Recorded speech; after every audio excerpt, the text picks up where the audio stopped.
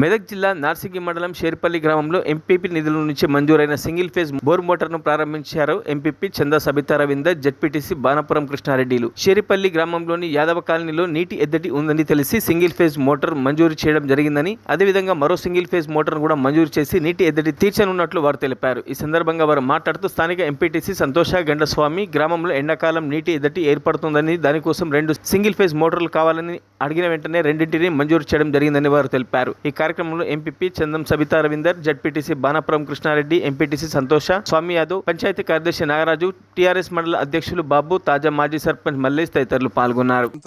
ఖచ్చితంగా మండల పరిషత్ నుంచి మేము ముందుండి మీకు ఎలాంటి అవసరాలున్నా మేము తీరుస్తామని, ఇప్పుడే మీ గ్రామస్తులందరూ కలిసి కూడా ఇంకొకటి 2 బోర్లు కావాలని అడుగుతున్నారు. నేను ఎంపీపీ గారు కలిసి మళ్ళా చెరో మోటారో ఏదోటి ఖచ్చితంగా చేస్తాం. నీటి ఎద్దడి లేకుండా అధికారులు కూడా ఇక్కడ సెక్రటరీ గారు కూడా ఉన్నారు.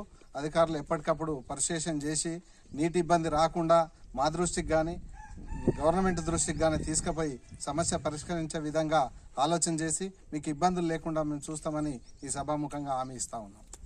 మరిన్ని అప్డేట్స్ కోసం మా ఛానల్ని సబ్స్క్రైబ్ చేయండి.